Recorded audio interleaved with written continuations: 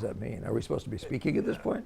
All right. I'll go for this one right here. All right. Go ahead. You grab Yeah. the next one. Yes, absolutely.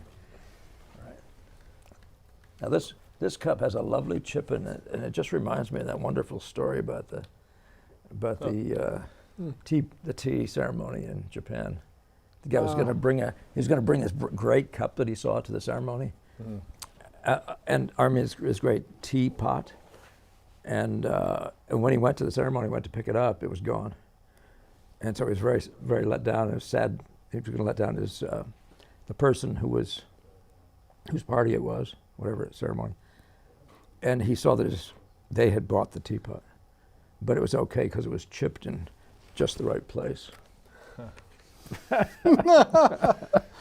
You might be familiar with those. I think there's actually a profession in Japan, I think it is, where you can, if you have something that's, like a pot or some type of cup that's important to you and it breaks, you can take it to somebody who will like gild it and repair it, like the chip or whatever, but it's keeping the imperfections. Yeah.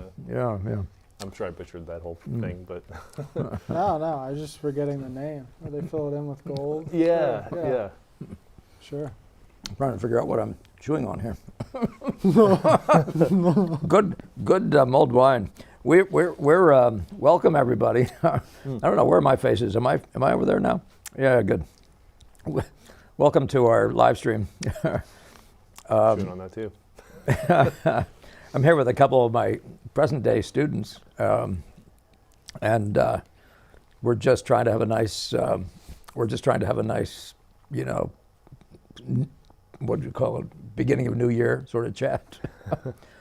I didn't come up with a whole bunch of stuff to talk to you about. I wasn't planning to pull stuff out of my teeth. sorry. But so be sure to get in content, okay? Anything you would like us to talk about or you'd like me to address in any kind of a way, we'd look forward to it. We did end in one of our most recent videos on the subject of AI, and one of you, very nicely, who's working in the world of AI, sent something in, some 3 images, and I'd like to put them online because they actually do illustrate some of the problems of not just AI, but even working out of your head, imaginative painting in the first place. And but in the meantime, we're looking for, just to make it clear, we're looking for some donations. I don't know if that board was showing at the time we started, but Shawn is going to be over here. This is Chris, by the way, on this side, and Shawn over there. Shawn's going to be keeping note of the latest donations. These are the first 5 that have come in. And any donations are going to go straight to the production of this, for which we have actually hired help, 3 cameras going, and it looks pretty techy in here. It looks pretty, Quite the production. pretty savvy, yeah. So I wanted to say that. So please, feel free to feel generous. What else was I supposed to talk about, Mr. Producer? Let's see if I can. Mr. Producer's here, by the way. I should have had his wife come in and present Solomon to you all, his new song. Now, I think I might have covered it. We could thank the people that have already given for today. Yeah. On our list here, we have Adam C. Stephen J. Lauren. Hey, we're doing a toast. Each one of these guys. All right, go ahead. Give me number 1. Who's it? Adam C. We'll pretend we're reaching each other. Yeah. Okay. Adam C. Thank you, Adam. Thank you, And here's a toast to you. What is in this? Yeah, every it's the gift that keeps on giving, right? So we got Stephen J. All right, here's to Stephen J. Stephen, I wish you well. I hope you're okay these days.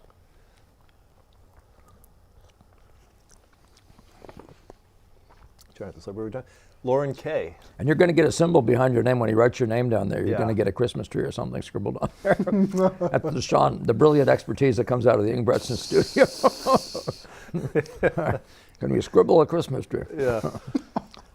What was the third one was? Wait, did we say Lauren K? Lauren K. Yeah, Yep. Lauren K. Here's to you, Lauren. Thank you.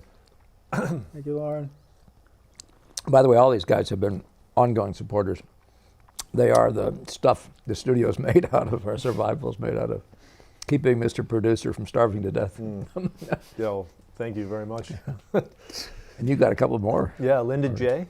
Linda J. Yeah. Cheers. Cheers. And Sergio E. And Sergio E. Yep, absolutely. All you guys have Thank been you, there Sergio. from fairly far back, and the idea set up, I guess, by Mr. Producer, though, that you can make this a regular thing that's built in somehow. So if anybody wants to contribute and don't see a way to do it on this video, I don't know if Mr. Producer has put something out there, but the other way to do it is through studio.ingbretson.com, and you'll find a spot to make a donation. So thank you guys for your support for all this year, and there's probably another dozen of you that continue to do the same thing, and is hugely appreciated. Yeah, with that. we got a nice happy comment from Rick Yu. Are we drunk yet? We're acting like it, aren't we? I actually don't think there's quite enough wine in here. Yeah, maybe by the time we get to the end of this. But, right. I hope your holidays have been good, those of you who for whom this is a holiday period. And that you got a glass of something warm and et cetera in front of you as we speak. If you don't have any other requests for commentary, I thought it may be we could just have you guys introduce yourselves a little bit, just talk a teensy little bit about what you're getting out of the studio, or even just your general thinking about since this is primarily organized around the Boston School stuff, why you're here, even any old thing you feel like, that don't feel like on the spot and you have to say something right. just any kind of reaction to to what you've been involved in some sort of anything. Feel like throwing something? Sure, Shawn? Yeah. You always do. Yeah. Shawn's a good sidekick, I must say, and he's been on the videos a number of times. Well, thanks, Paul. For which we thank you. Yeah, my name's Shawn.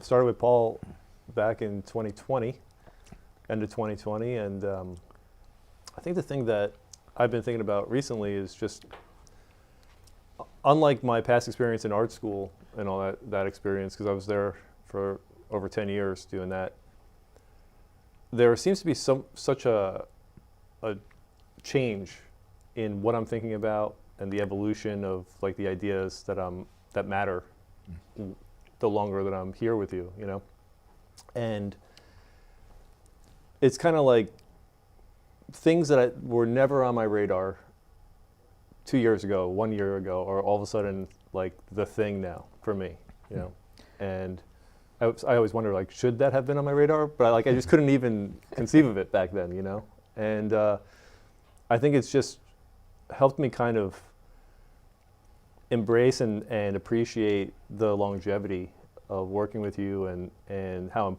actually it is important to be in your presence and doing this consistently for longer amount of time, where like in art school it was like getting through the program so that you can just be on your way, and Get that piece of paper. And you're going to figure it out when you're done with school, But here, in this experience, I'm like, wow, there's just all these levels, and I don't, there's a lot of variables and factors that could play into like why I'm experiencing this, and maybe some people in our school experience it or whatever. Maybe it's my time of life I'm in or whatever. But yeah, that's like one of the things that I've been thinking about a lot. I'm wondering if you had a similar experience or working with Gamel or. Well, the thing is, the difference between my working with Gamel and the Art Students League was that there was a legitimate conversation there. At the Art Students League, you couldn't get any real sense of history. Nobody was talking it, for one thing. One guy, in fact, recommended we don't read any books. And so where does that ever kind of take you? But when you got to Gamel, there was this whole shop talk, this whole lore thing, what he called shop talk. And you all who want to should read The Shop Talk of Edgar Degas, which is Gamel's book just on that subject of what he says. And it's so important to have what he says. But no, when I got there, I came into this thing that felt like it was a whole maybe just holistic would be a word. It was just complete. Mm. Whereas before it was just stand in the room, paint pictures. Girl poses, you paint. Guy poses, you paint. Yeah. It was just about it, and it was a good experience. I mean, but it couldn't have been a better experience that way. But I would say that there was nothing going on. The thing I'm trying to do is make sure that that conversation, even on these videos, is out there. The sort of conversation I was involved in that includes aphoristic, stuff, axiomatic expressions and stuff. Yeah. But I don't know what you meant when you said it, though. What were those couple things you were thinking of that you're now thinking about so much more heavily? Well, yeah, I guess some of it might be like, maybe part of it is also the cleansing of the ideas that I had before working with you, right. And moving into this other way of working in the Boston method. And we don't try to cleanse anybody, by the way. Let's get onto something that takes over. Although there's a lot of cooler to be drunk here, as I understand. Yeah. I better say that before Chris does. Cheers. Yeah. Cheers. Yeah, but just when I'm first coming in, having ideas of, really accurate drawing, proportion, which are still important things, Right, but that's right. that's the breadth of my world back then. Yeah. And now thinking a lot more about how there's more to be looking at than just accuracy in a shape or something like that, Yeah. And I guess I start to think a lot more about my own temperament when I'm working and that sort of thing, which never really came into the picture in the beginning for me, because it's kind of like I get to these certain levels where I have to go to some other place in order for me personally to get past the ceiling that I'm hitting, with the way I'm working. And so it just keeps expanding in a way, Yeah. Are you finding that there's some aspect of the I want to say that the work itself, the nature of work with a particular discipline in mind, that it's like making a likeness the way you're doing it here, or hitting color notes in their proper, so that they're well related to each other. Are there things like that make you into a more self-aware? Is that if you know what I'm trying to say? Because I remember being exhausted sometimes. Being in the studio at the art students, I was never exhausted. I just painted and had a heart party the whole time. Yeah. But when I began to learn something and began, as you would say, to apply myself, I was all of a sudden in a place where it was exhausting. It was serious mental and physical labor as well. And you weren't getting away with anything, and it wasn't ending in happy, oh, that's art. It was all ending in, no, that ain't it. It's just, the magic just ain't there, or the shapes just are wrong, or whatever. Yeah. Well, I don't know if this answers the question specifically, but one of the things that I found is that when I was in art school and we never really talked about beauty, ever. And yeah, it just, at least in my remembering of it, like that was never a conversation, but working with you,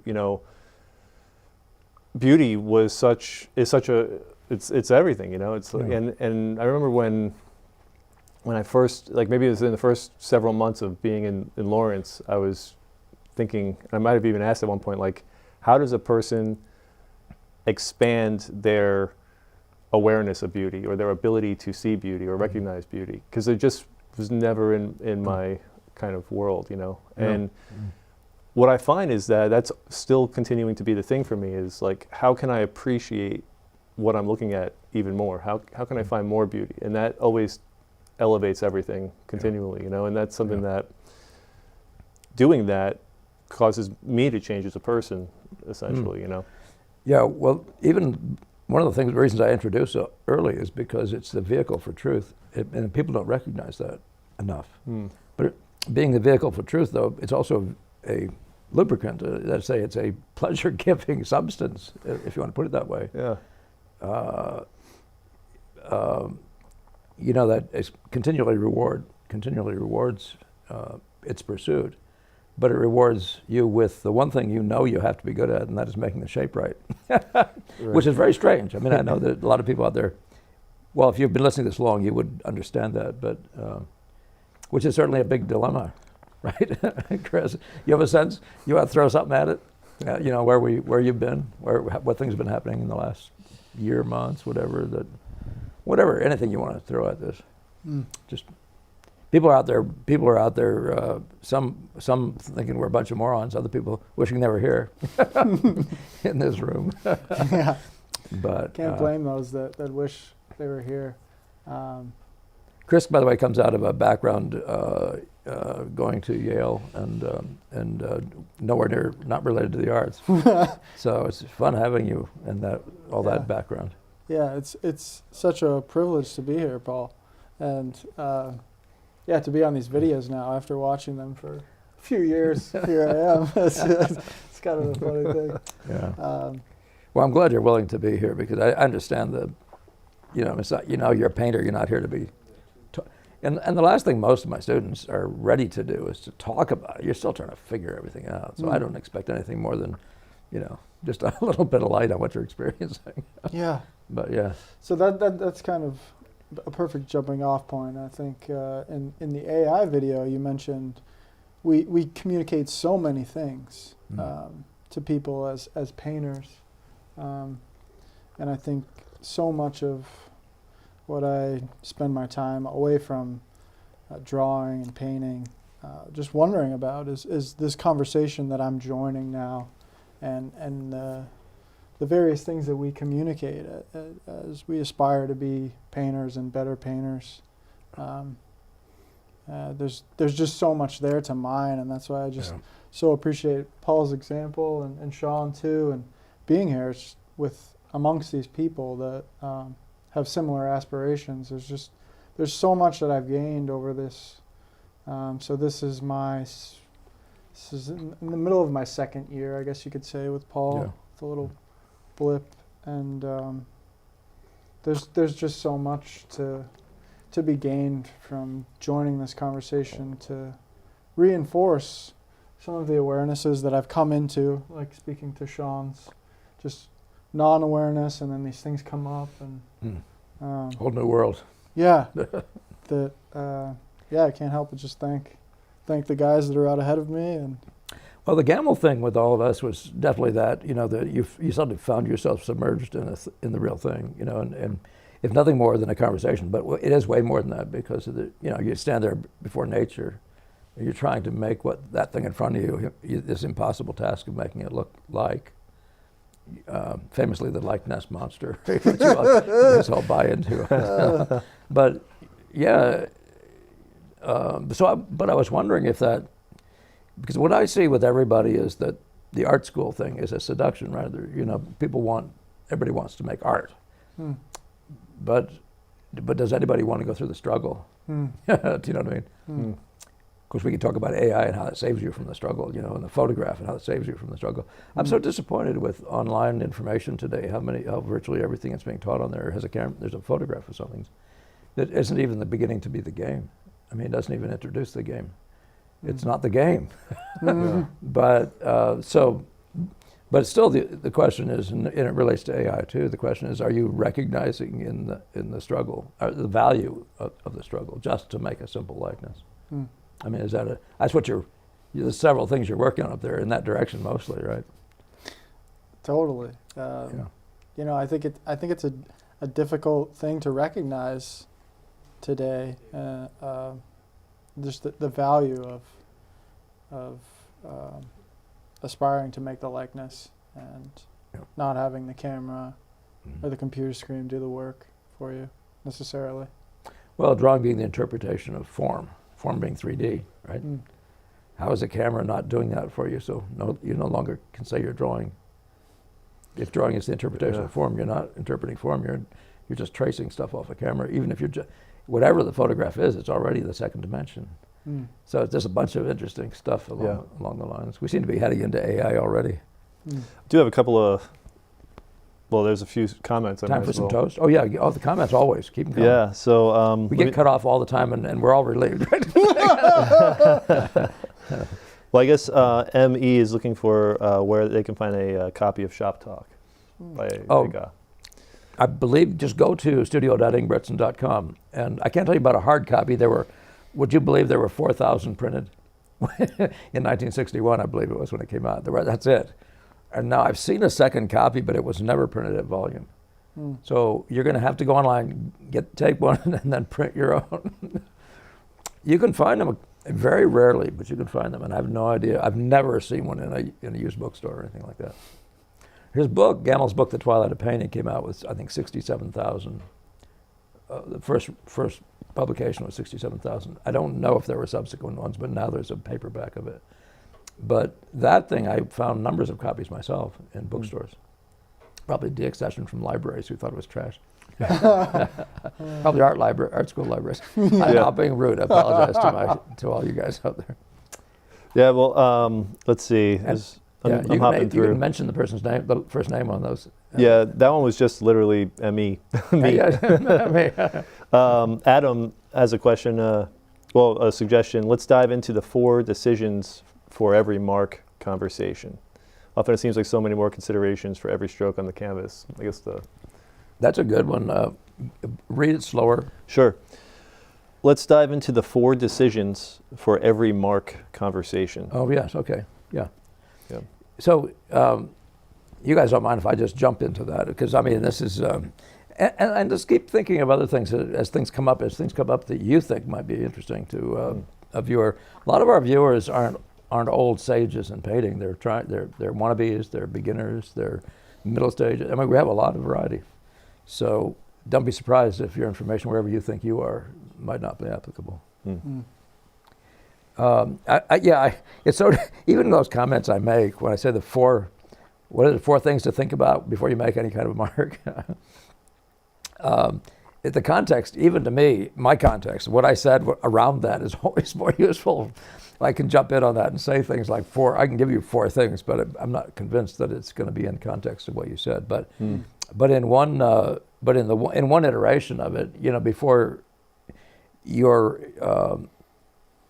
it should be self-evident when you're going to make a mark, you're going to be saying where, you're going to be conceiving what kind of a mark, you're going to have in your mind what the shape of the mark is going to be. And there's going to be an element of the value or touch, if you want to call it that you're making it with. Now, is there something else I might have left out? But each time you make a mark, there's going to be those things. They're going to have gone sort of flick through your mind. You don't hear it happening, but it's really happening. You say where, but the where is about what? You're going to have to put something down. So what is the what?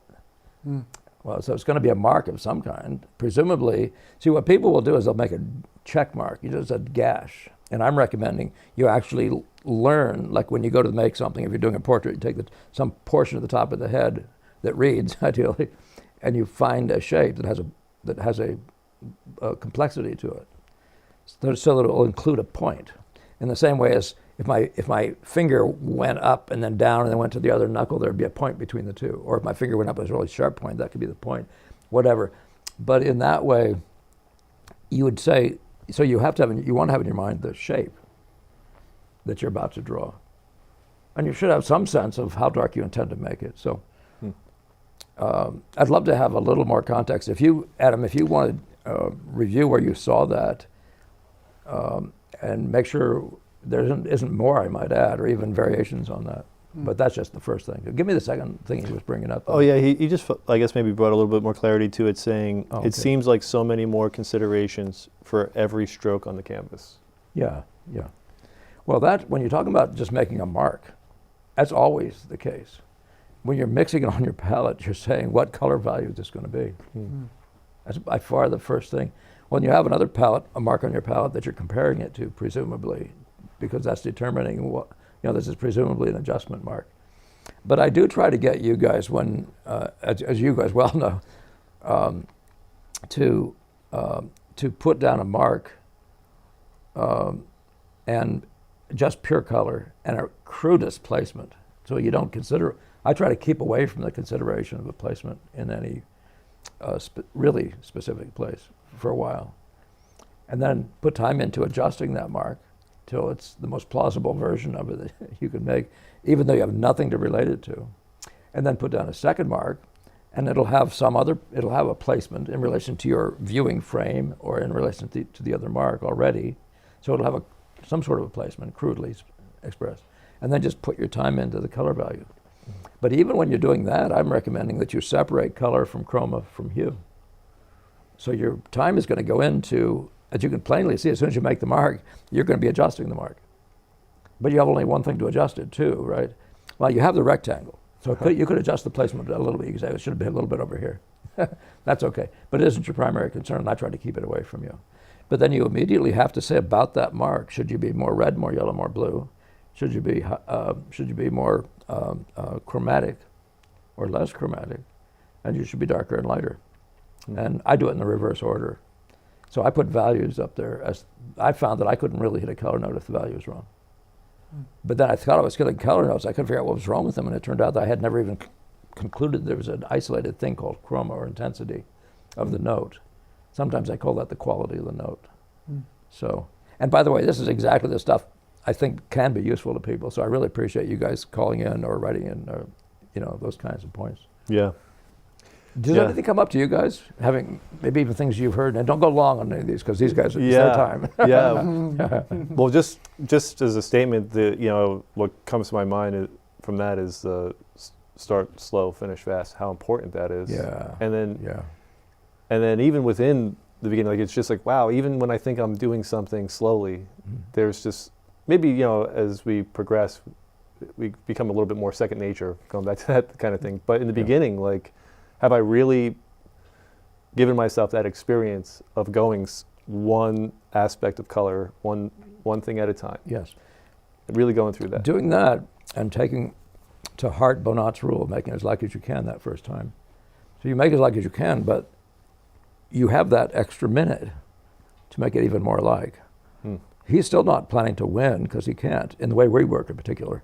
You can't win. You're going to simply have to get more marks on the page, because winning is in the composite, is in the unity of the impression. So, but that's a pretty big deal. One thing to keep in mind whenever you're dealing with all this stuff is the idea of the concept. You have to have a concept of the thing fixed in your mind and eye. When Ang said that, you could say the thing, and most of us would have taken it to mean, well, the pretty boy sitting here that we're looking at, the portrait, the subject. But the thing could be something as little as the value of the thing, of a spot. Or the chroma of a spot. You have to have a concept of each of these things fixed in your mind. And where the heck do you get the concept from? Because a concept, isn't just a thing sitting over there. It's not just a color over here and a color over there. You have to have an idea of that color. And how do you get an idea about that color? Except by looking at all the other colors in the page. Now, you can have an idea about the color in the first marks you make just by looking at it and believing that. But you will find very quickly that you don't match. You can't paint the sum of the yolk of an egg, or we do, which means the whole thing is a whole transposition problem.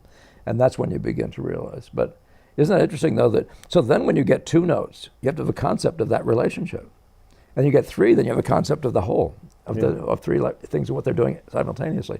These are all, so the concept thing never goes away. It just gets more interesting. And you always have to have it, though, or you accomplish nothing, or you don't get any, what do they call those? What is one of you guys online corrected me? It was pheromones or something about the pleasure. The pheromones or something? Is that what it is? Pheromones? I don't know. Yeah, that's what it sounded like. I was using other words for it, but whatever the heck it is, you need them. I find that I'm just greedy for them. If I don't have one in fewer than 20 minutes, I'll be suicidal, so to speak. So I really do have to have feedback. But it's just feedback. You need to know whether you're going down the sane road or not. And if you haven't, first of all, visited the whole thing and have at the very beginning a concept of the whole and how beautiful this thing is, and whoa, I'd like to say, like, it's that for us guys, our first girl you saw and you wanted to remember her face, but you knew she was on her way out with her girlfriend. And you thought, I wonder if I'll remember her. Well, something, you did something to remember that. If we can get that in our mind first, as an impressionist, and I think as anything, but even a single note, they have their fascinations and stuff.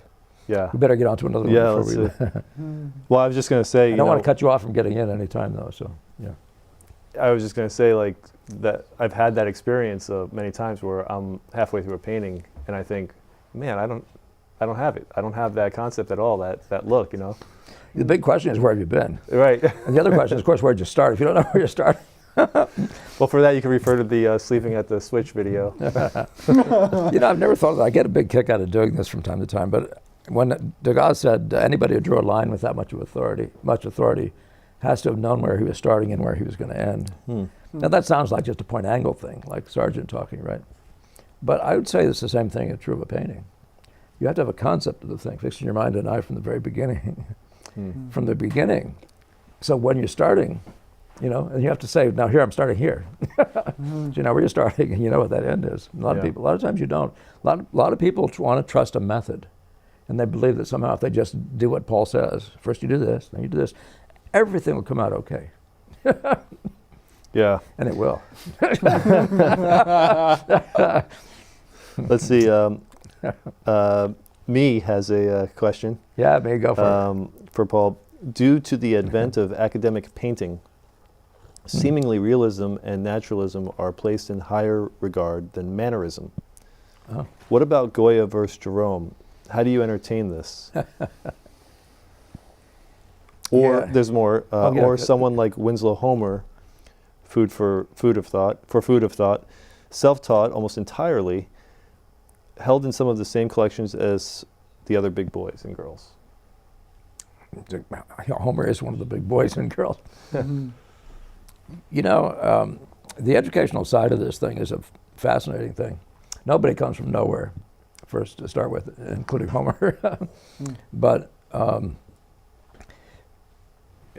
you know, a lot of people get lost on the way in some other person's definition of what art is, what this thing is. And some people, like Winslow Homer, somehow or other along the way, they saw, oh, that's what this is.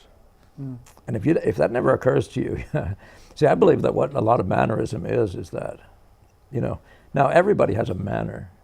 Your fingerprint, it's like you can't get out of it. So, but you don't need to go hunting it up. But you get the impression that, like in the day of Jerome, even Bouguereau and stuff like that they were trying to take it all away from themselves and become more and more objectively real, which is what I call photographic, you know, sort of the realism model. I think that was happening. I think that was a legitimate thing that's happening. So you don't see that as much in even when Boston School friendlies like Chardin, you don't see that determination to be more realistic and more realistic. But you know, the history of painting has got that trajectory in it. It's trying to get more and more and more real. And it was certainly a real thing with us as students. You know, you see that in yourself. And it is important. You know, a lot of times people think that the importance that I'm putting on, the emphasis I'm putting on the importance of making a likeness, making a true likeness, making it look like, having those skills, implies something about what you do with it at the end. And I've never been a believer in that. At the end of the day, something else goes on. And one of the reasons I don't want people to use photographics or sight size or any of those other mechanic-based approaches is because it takes this element of yourself out of it. It begins to be more and more is it true? Is it correct? Is it, you know? Yeah. And all of a sudden it leaves that world of expression that's innate, even in Impressionists, that search for the expression of the beauty gets submerged into this conscience of the academic, what I'd call that's not a good word, I apologize to you academics. So I'm actually an academic on some level myself. But it's like you forget that it's not about making the thing more like. I had a student once who was just a really top student. And it was a while, but I mean, I couldn't really quite get him out of the zone of, you just keep pushing the realism and crossing more T's and dotting more I's and getting more and more little, and when do you ever end, you know? And I'm saying, and my comment to that person, who didn't say that, by the way, that's my interpretation of what we all maybe have gone through. But my question to him, which didn't happen to me in 2 minutes, was, well, you'll know where you're going to end when you know what the point was. What was the point? Hyperrealism? Because that's the only thing that justifies itself in your own mind. But I don't think the point of music is somehow or other something perfect. I think it's human expression. And one of my guys, with this AI conversation that keeps coming back, one of my guys, John, brought in this book on analog, The Revenge of Analog. And I had forgotten that term existed. You know, but the idea of playing a vinyl record, just when the vinyl records were all almost a thing of the past, the record stores were barely even making any money at all, producing any of them. All of a sudden, it's back. Yeah. And it's back after all the amazing things that have happened in the cyber world that relate to, you know, mechanical music just in the air and all this stuff, supposedly the great perfection. And why is it back? But there's something to me about, like they talk about the scratchiness of the record.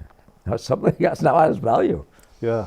And I'm suggesting that we might want to be thinking a little bit about that as we make our way. And I've talked about it before with the Fortune magazine article about business to be in the 2000s, careers.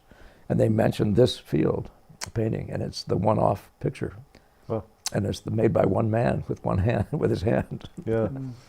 There's actually, there's a comment on that actually by Rich. Do you ever discuss the business of being an artist? Which I don't know. Very modestly, very modestly. Yeah, when I was with Gamble, and the things I've said to people have to do with, in the simplest way, they have to do with things like making connections and stuff like that. I've often quoted to you guys, if you're really good, you're going to sell your pictures. Well, most people are wondering whether they can make a living, whether they're not even good enough, and they're judging their failure on basing it on an idea about painting. One can't make a living. Can you make a living? My dad's only question to me was, "Can you make a living?" But I've mentioned it, I think it was Jeremiah or somebody, but Proverbs, a man who does a thing well will do it before kings. Well, there's certainly money to be made before kings. But the question is, are you in your field doing it well? Because you can make a lot of money off shtick and stuff like that. And there are a number of guys, and I won't mention one in particular, that died not real long ago, sort of frustrated with his life because of what he had done. And he had done that and got rich. But it's back to this bit of mannerism and shticks, though. And painting can be used in lots of different ways. And it isn't for me to judge. I'm just saying, I found that I couldn't, there's something about trying to figure out the nature of this thing and doing that well that I really recommend people do. But then, having said all that, we're talking about how to make a living at it. The one thing I've found is most important, actually, is trying to find people who will buy pictures, making connections. And some of it is informing people about the importance of pictures, which you may not even know yourself at this point, right? So you're going to hire a marketing guy who's going to lie. I mean, I did have a couple guys working for me when I was young. This crap they would say, even about portrait, the crap they would say. I mean, I just couldn't work with them because it had nothing to do with what I was doing or what this was about. And they didn't even ask me. They were just saying marketing crap. So, excuse the expression, but if you know what I mean, it's just strange. But the rest of it, though, and today it gets considerably easier. I know people without huge amounts of skill who, because of the world of connections in the marketplace of the internet, are doing really nicely.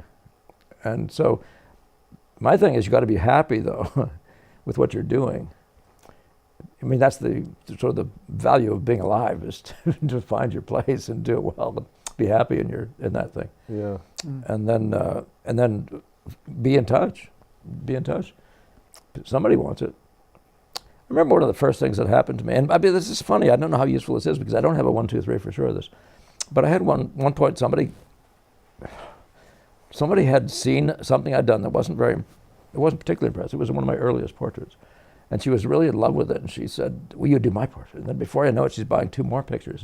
And then before I know it, she's standing in front of the guild one day, the gallery that I was in finally at that point. And she's standing on the street, and she says to this guy, I don't know if she knew him or what. She says, "Go in and look at that picture on the left side. It's a teapot or a cup about this big." She said, "You need to buy that." He did.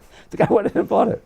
I mean, it was like, but I mean, just saying that's, our little world is sort of like that. The people, we know each other, people who will buy pictures like this, you need to know who they are. Yeah. And some of them you need to develop in a community setting and things like that. And I just value the one-on-one stuff, and you value much more the portraits I've gotten over time. They've all been coming sort of that, down paths like that, where somebody has said something. So, do I tell you that's, nah, but I'm not that guy. I'm not going to be the best guy to talk about that anymore. I'm the best guy to talk about AI. I'm the best. I bet I'm the best guy to talk about the Boston School, but you can, or what I do, Yeah. But the rest of that, I would love at some point for people to put together, like even on a program like this, just to put down 2 lines about what they've found most successful. And then some other person add their own 2 comments about their 2. Because I think that all that's really happening is that we all, it's like shooting baskets in basketball. They're best practices. I don't know exactly what they are, but I just know I won't be caught lying about my pictures to get sales, and I won't be doing some stunt, jumping through hoops to get sales. Yeah. My job is to do painting and do it right. It's like being in the law. Do you really want to bring justice, or do you, you just want to get rich? I don't care what field it's in. And it's not about money though, but I mean, that's when you're talking marketing, when you're talking about the field, the business side of it. Yeah. But make work of value and find the market. Find who, and today it's just much easier. The outreach possibilities are just amazing. This video right here is testimony to that. And you guys sitting in the room, I think both of you, were you introduced? No, you were introduced on the street, weren't you? Mm-hmm. But most of the guys in the studio right now were introduced via this video. So all I'm doing is talking about, my point in talking about this was to promote the concepts of the Boston School exclusively. And I realized that I was providing a useful value by talking about how I work and how they worked. And all of a sudden there's a certain body of people that are there. Again, you can begin to see how the connections are soulful. We're already friends on some level. Yeah. Wow. Yeah. So, did you guys? Do you have any comments about it? Yeah. Any point in there? Yeah, I mean the soulful connections. Like you're saying, I happened to stumble into your open studio night, and I didn't have a drawing and painting background, but there was something about that evening, and with the work that I saw and the people that I was surrounded by there, that just gripped me in a way that I don't think you can find in other places. That's Well, but one of the things that happens that I really like about that story is that the importance of the analog, the one-on-one, the vicarious. I mean, like so much of what's happening in painting now is because you're looking through a screen, like you guys are all looking right now.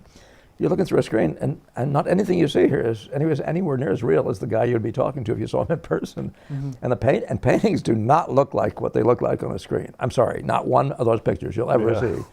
It even comes close to. I mean, and so you don't want to get deceived by paintings. They're made out of mud. They're smeared on canvas as stress panels. But all I'm saying is that there's an element of this that is what I'm finding is this huge coming back to who we are as humans. Again, AI just keeps on bringing that sort of thing back. Are we going to live in this world of some abstract perfection to avoid work and to avoid connection with life? But I like the fact that you walk in off the street and you say, wow. And I've had numbers of people come by and say, they're still doing this? And they mean from ancient history, they're still doing this. Where were they thinking? But if you've been to most colleges, they'll go through all of history, and then they'll go to Picasso, and then they'll go off to the triumph of modern expressionism, abstract expressionism, and everybody will assume what they just did is just flush us. Yeah. But it's unflushable. We love talking about ourselves, seeing ourselves, and we love beauty and truth. So how are we not forever? As an entity, and I mean even above AI and stuff like that. But I just like that you're, the personal side of that. It's cool as heck. Yeah, the just like how there's, the social media, and then there's a lot of people that are like realizing, okay, that's too much, and they're withdrawing from that sort of thing. I think same thing with AI. It kind of goes to the extreme, and then in that reveals how important what like the other thing is, the analog, or Yeah. But there's a question here, one last one from me. No, Keep coming. Not me. Keep coming. How does a painter remain relevant in a contemporary market as an academically trained painter? Which is kind of where we were leaving off, I think. Yeah. How it doesn't go away. Yeah, that's an interesting question. Relevance is like, my theory of all of life is you create your own relevance. If you think it's a thing out there, you're in nowhere land and you're not a maker. You're not an originator of anything. Wow. Your relevance is because you make it. And you'd say you make yourself relevant. How is that any different from what that marketing scheme that I've mentioned, some of you have heard online, where the guy that was the promoter for the Grateful Dead said you don't want to just be the best at what you do, you want to be the only person doing it. Yeah. Well, does that in question there, does that actually imply something about, I don't even know what, painting is not music. So does that mean something? I mean, because music, everybody listens to music all the time. So is painting somehow losing some relevancy? Well, yeah, there's a proportion of the world, people's eyes, and proportion to your ears, and proportion, the entertainment world, shall we say. Movies serve one purpose, books serve another. Even in painting, you get illustration serves one purpose, and impressionism serves another one, and purely decorative arts serve, et cetera, et cetera. So, but I don't know. There's so many categories in our field that never quit. They don't go away. They'll be there forever. And I'm talking about decorating buildings, for example, or designing, tapestry or things like that. They're always out there. On those levels, it's just the purely decorative. But read the question again. I have a feeling there's one little edge of something in there that was interesting. Yeah, there's, how does a painter remain relevant in a contemporary market? Yeah. As an academically trained painter. Yeah. There's something that's what just consider that you don't need to have a zillion people. Yeah. And you don't even have to have relevancy in the world. You just have to have relevancy to a handful of people. And that's why I say it's your market, create your own market. But I challenge people to create your own worlds. I say it this way, don't look left or right. Just do what you're going to do. Just do it. Don't say, well, Jack made money doing this. Don't say Jill made money doing that. You know what I mean? Just do this thing and find it. But I keep saying to you guys all, please just make sure you figure out what the nature of this form is. You will not be unsatisfied in the chase. And just keep doing it and don't look left or right. And before you know it, there will be a whole bunch of people. Just as the studio, you guys just are out of the blue here, this new group of guys. I was ready to retire. I've said that before. And was drawing in my, horns from all the rental studios and big places I used to have. But why? Because you guys are already on the same page. There's a whole market for that. There has to be. If you guys, you're just the tip of the iceberg, the very smallest piece of humanity that want to get even into the arts, right? Yeah. Into painting. Even think maybe it's irrelevant, can't make a living.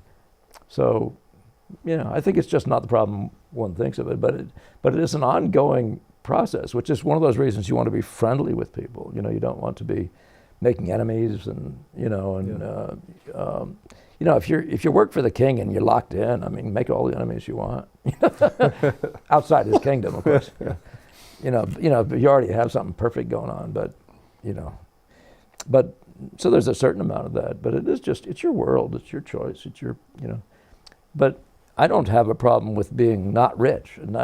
So if you have standards like that, I've had students at different times who had to have a certain kind of car and a certain kind of this and a certain kind of that, and they're not in painting anymore. Yeah. Because there was that. You can get there in painting, but there's usually trade-offs that you may not want to make. But even if there are better ways. If it's just money all you care about and having the vacation in the Alps, it's fine. There are ways to do that. Yeah. The law might be one of them. Yeah, definitely one of them.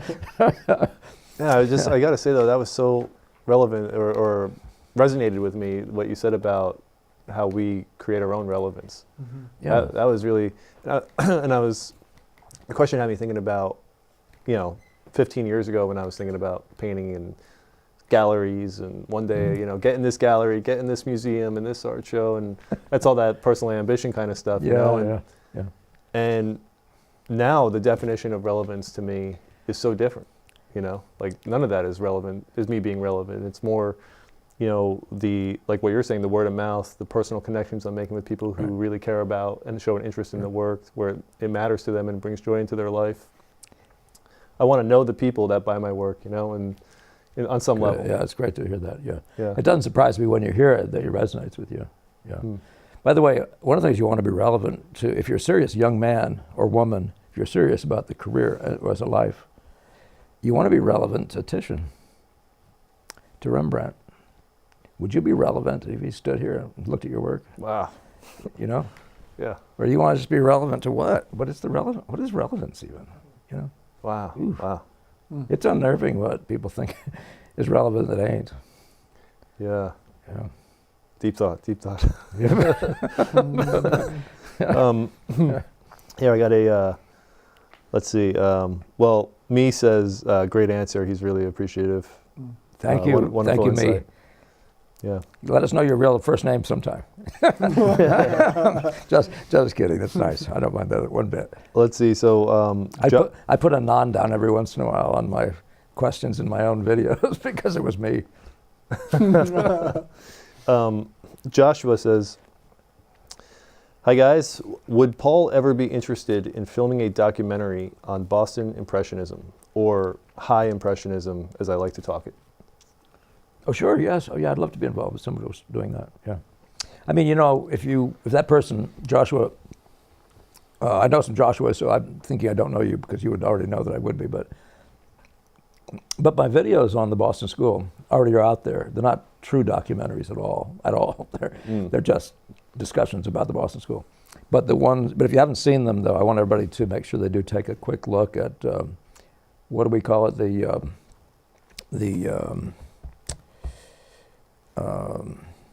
Gemmell called it the Evolution of Impressionism series. But it's Velázquez and the Boston School. It's just about the Boston School. But it's their history, their connections were significantly toward these particular men. So I make a point out of connecting the Boston School to Velázquez, the Boston School to Vermeer, the Boston School to Chardin, the Boston School even to Sargent.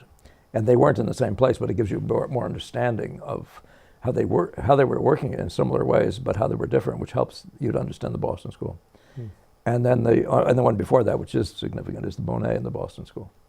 So that series, there are 5 of them, is out there, and it'd be a good place for you, Joshua, if you wanted to take a quick look and see what I've got so far. But you've probably already seen that, or maybe you wouldn't be asking that question. But yeah, if you are inclined to do it yourself, the Boston School is a perfectly good place to start because it's so close by. You know, I mean, we have access to it in writing as well as the pictures, as well as people who are a little bit connected now still. So yeah, wouldn't be a bad time to work that out.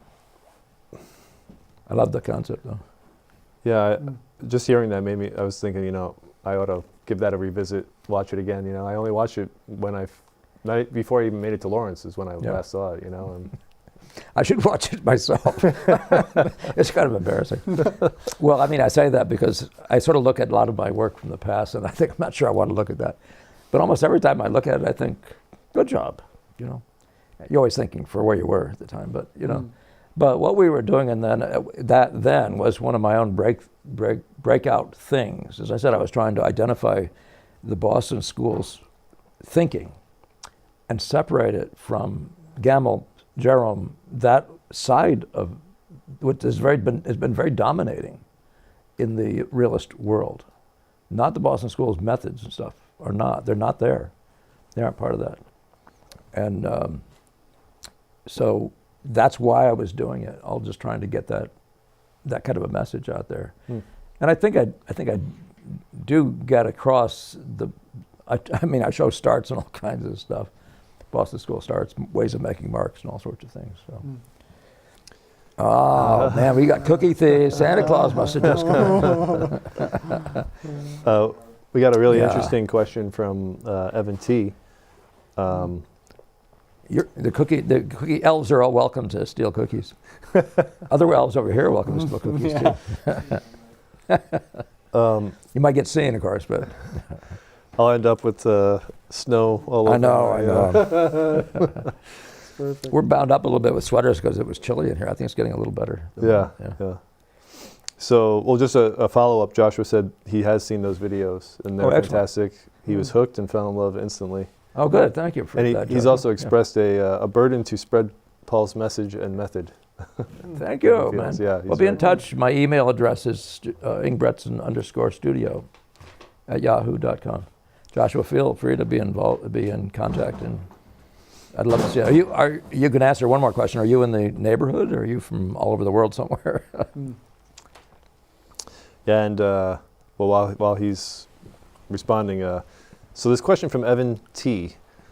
That's a familiar name. Yeah. Is that Evan Tees? Is that his last name is Tees? So, Paul, you mentioned in an old video that the Japanese, in parentheses with the question mark, printmakers possibly, Yeah. Quote, paint with love. Is this a quote from someone? Could you maybe expand this idea as it relates to loving your neighbor and possibly examples? Well, that's for sure. That's a powerful question on a Sunday afternoon. The one day we sort of relegate that kind of thinking to. No, it was a statement. It might have been Millet. Millet was very aware of the importance of love, the love factor and all this sort of stuff. Yeah, but there are two things I think that, first of all, you have to be rather in love with your profession. You have to be in love with God's world. You have to be, you have to be coming from a good place. But that being said, you'll have the energy, the stamina to survive the struggle. The inevitability of the struggle for value. If you're going to produce value, value doesn't come out of it. I always think it's like that famous sand in the oyster or wherever it is where the pearl comes from. But there's that grinding that's making you miserable all that time. None of you guys are like that. You guys are you're just happy every minute. I know. Sail along. That's why I keep the guns out of the studio. But that's right though. The other part of this equation is, and I really think that's important to address, and that is that your job isn't to satisfy yourself. It's to bring value. What would be good for your neighbor? What is that? So I don't think you have to feel anything about your neighbor. You just bring value. It's like people produce food that's killing us. Yeah. What happened to us? Do you know what I mean? But so, I don't think much more complexly about this than that. But if you're in the right field, of course, you're going to be doing it for the right reasons. But then Ang says, I'm looking at that leg, and he says, you're making it ugly, but man, I see beauty in that leg. And so, where are you coming from? So what kind of soul are you? And if you come in with attitudes, you're always going to have problems like that. And I say attitudes toward God, even toward your Creator. But if you just maintain your youth, I would say your infancy. Wow. Retain your innocence. It's just all love. And there's but there are numbers of painters. Alfred Stevens is another one. It could have been Alfred Stevens, by the way, Evan, who said that. But numbers of these guys are saying it's coming from love. There's nothing more clear than that. The work is coming from love. I like to say, there was an old guy, a poet in New Hampshire named E. Merrill Root, and he wrote an essay, and I wish I could find it. I think it might have been called Amen or something, but it's just the yes. It's about the yes. You know what I mean? What a difference between, like judging your culture and making pictures to do it, and finding the value and making pictures to do that. The ones that supersede that trash that that's been taken over, that's taken over our society and stuff like that. What are we living for, Yeah. So, and of course that would be true of subject matter and stuff like that, but I find that Impressionism has that capacity. If you don't love what's in front of you, there's no method, there's no technique that's going to ever make you your neighbor's friend. You know what I mean? Yeah. Show them, you're praising God, show them how much you love. You show them, Yeah. Was there Mark of the Christian, right? Was there a he mentioned the Japanese printmakers, and I have a vague recollection of the prints that I've seen and stuff, but there's a wider Well, I'm not sure which period. If he's talking, printmaking is that there's a particular phase when you're talking about what are their names? Like Hokusai or something? Yeah, Hokusai is the one that most people know probably best. And then there's two more big names. One is also starts with an H. For whatever reason, I'm stuck on my Kurosawa. But we did a video on it, and people who've been paying attention to this will have seen that. But no, that's just a comment that comes out of Western art. Yeah. It all of a sudden showed up on the shores. I think started showing up in the 1700s, maybe even earlier, but minimally there. And then by the time you're talking Degas and those guys, everybody, well, the Boston School guys, their backgrounds are full of screens, you know, Yeah. either Chinese or Japanese screens and pottery and all kinds of stuff. So it really had taken over the market, a significant amount. Well, Are we on a break? Are we needing to be on? I can't read that. Somebody Yeah. read that for us. okay, five Oh, minutes. is it? Okay. That's all right. Okay, we're about on a break, and this is going to be a how many minute break? Do we know? A 5-minute break. Okay. Well, on that So- note, we got a, Yeah. a wonderful donation from Joshua. All right, Joshua. So- Thank you so much. Wow. Cheers to him. All right, here's to Joshua. Yeah. And live stream donations. Thank you. Welcome, welcome, folks. So much you. appreciated. I guess I got to. Is- While I'm drawing this out, I think we're in the range of needing multiple hundreds for this one, just so people know. So if you're inclined to participate on any level at all, of course, it's wonderful. But I'm just mentioning that it's more than Whitaker, Mr. Producer, puts in so much more yeah. effort and brings in cameras, all sorts of things. So, Well, so anything like that. Thank you, Joshua, so much. And here's to Joshua. You got a picture for him? yeah, I'm going to draw a picture and get his name going. But while I'm doing that, Rich, he Yeah. said he's new here to your channel, Yeah, I yeah. suppose, and Yeah. he's not familiar with the Boston School. So maybe there's something with a question mark on that, you know. Yeah. Let me pick up on that as we come back in, okay? Okay. But Boston School is a name given by Gamel to the guys who were painting around him at the time he was, and he was born in 1893. The guys he was studying under were born around 30 years earlier. And, but so he was describing a whole body of people. Those guys that he studied under would include people like Dennis Miller Bunker, Joseph DeCamp, Edmund Tarbell, and Frank Benson. Those two guys ran for some long time the museum school in Boston, and which was started by an Antwerp trained painter named Otto Grundmann. But they took it over after a while, at the end of his time when he retired.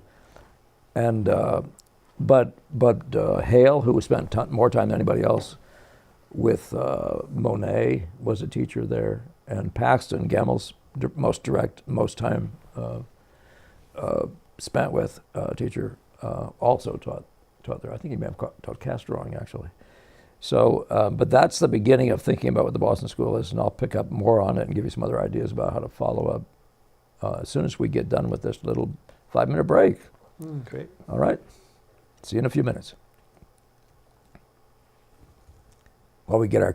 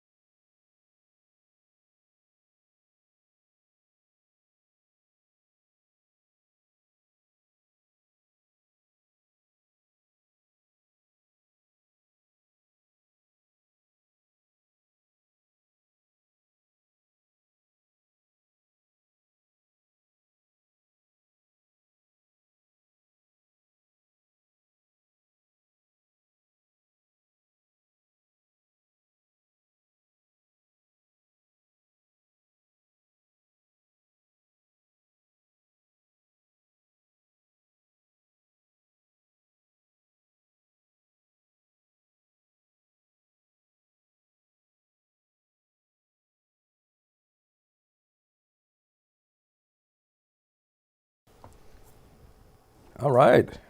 All right. So we're back, and want to give a thanks to Rich Yu for Thank you, Rich. donating. Thank you, Rich. We're trying to raise some money to pay for this production. Mr. Producer has got some hired help and a whole a whole production here. So any donation you can make will really help us keep this going. And what's happening is, for all those who have donated, we got our list here. We have a goal set in the chat for 10 donations. I think this is Rick, not Rich. Rick, you. What? Rick, you. You're right.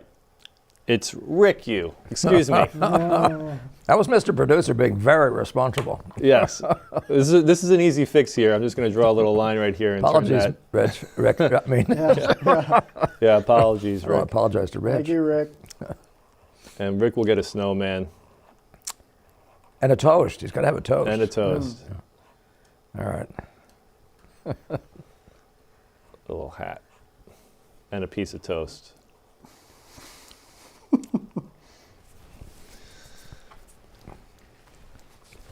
And I think I made a big spilly mess all over myself. How'd you like that, Mr. These Producer? cookies. Huh? Hang my napkin in my face while you're trying to focus in on me. Yeah. So, are we set over there? Am I on? Yeah.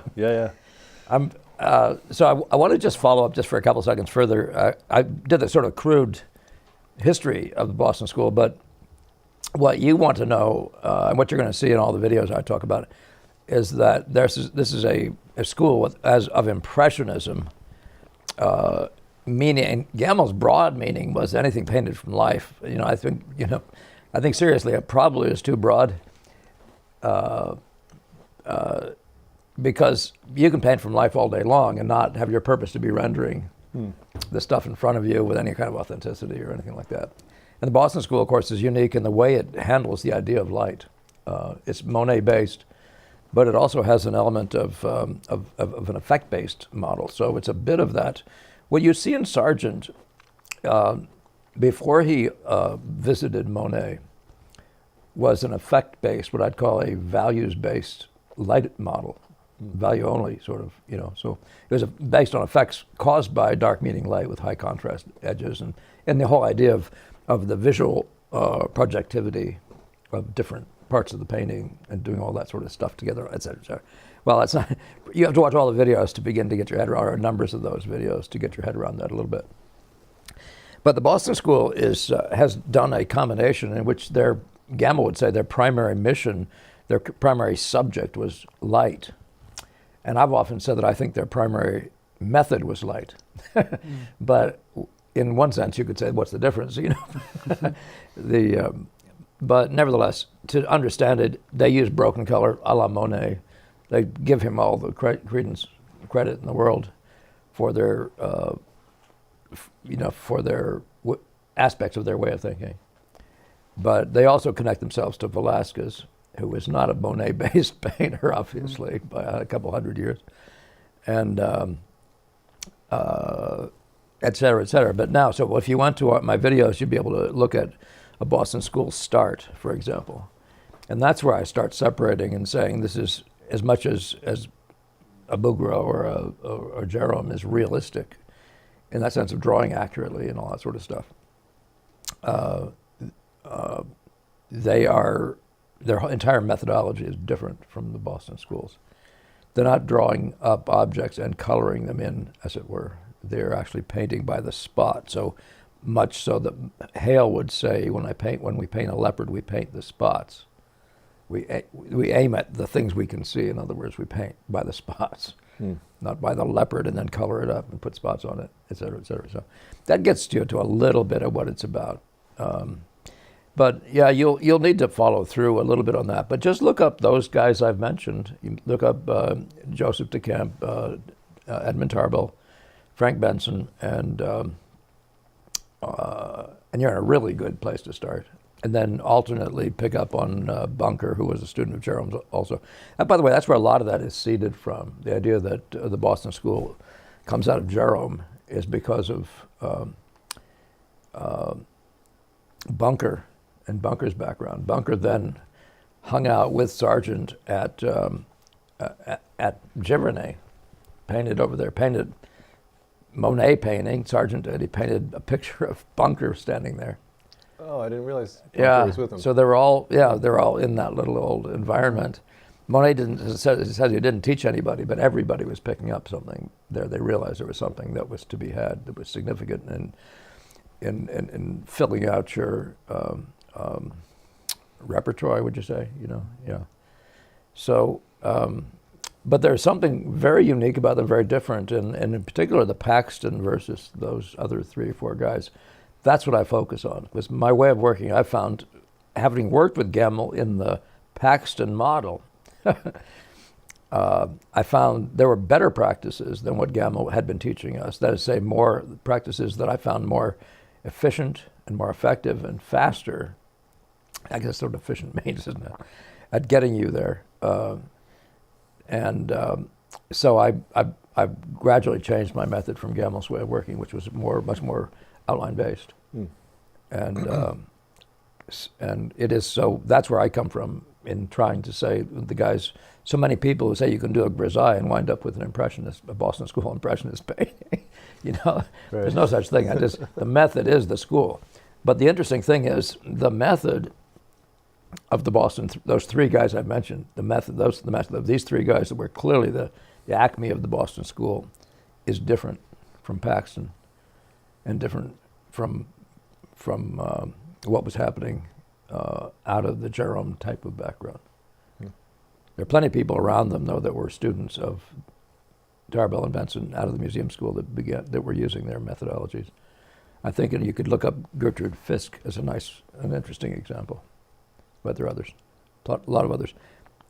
Now, did we want to jump over to AI? Did you guys have anything else to say or think about that? Make any points?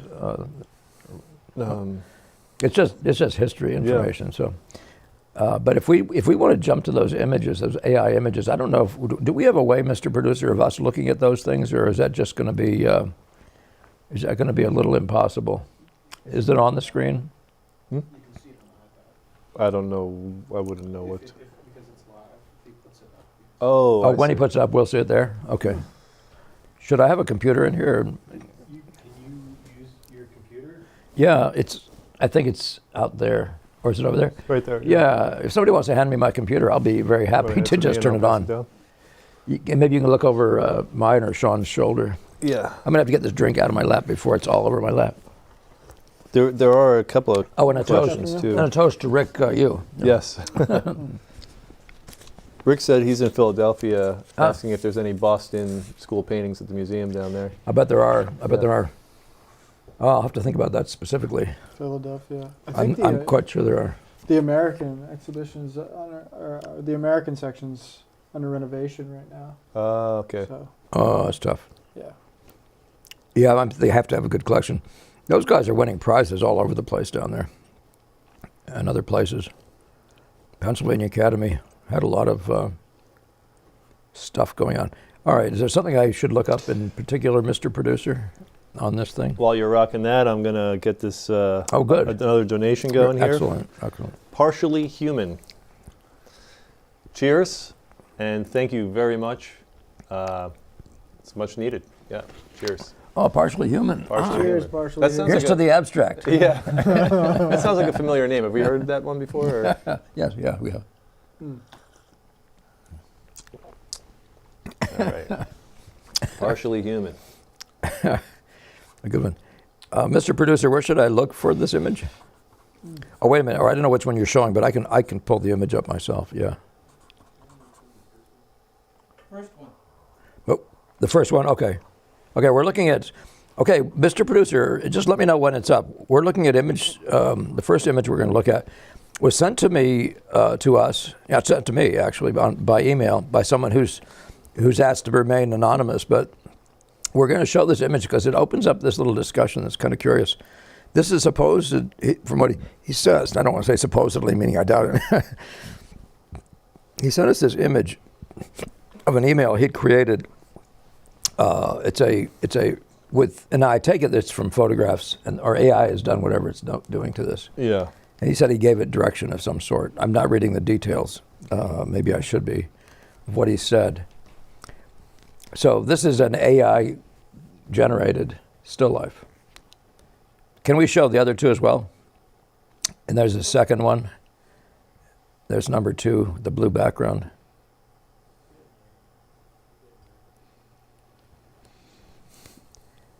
And then, has that been seen? Soon. Okay, soon. So we're looking at number 2. We're looking at one with a white plate in the background, one with a couple of circles in the background. Discs. Bowl of grapes.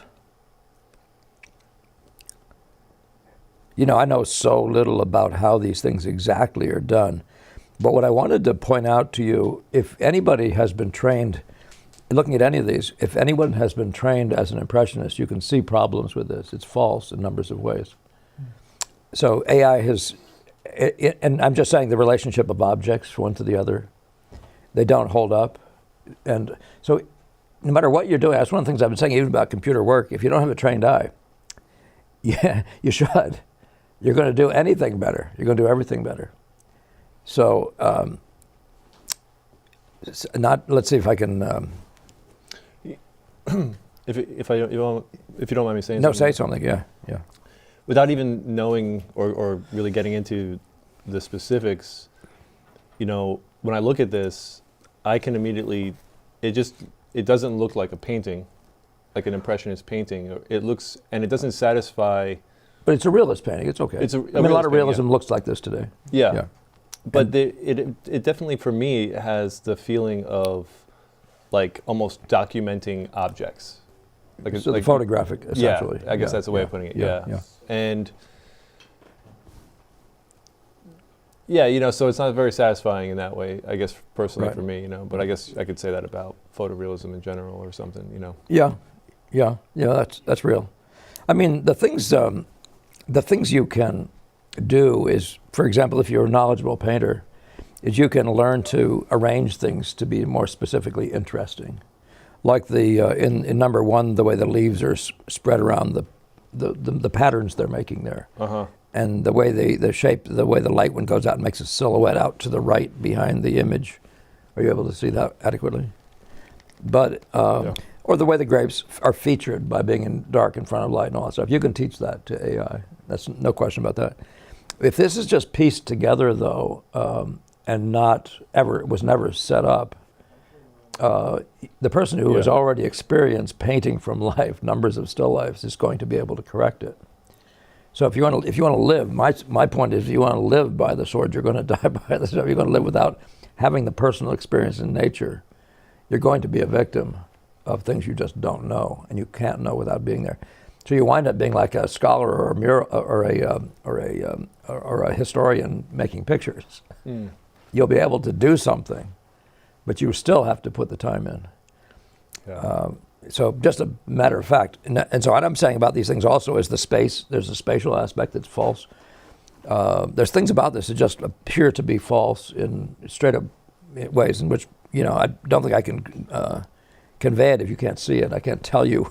I can't tell you why it's true, but if you can't see it, and that would be true of the whole series of them. If we could just be going back and forth through those.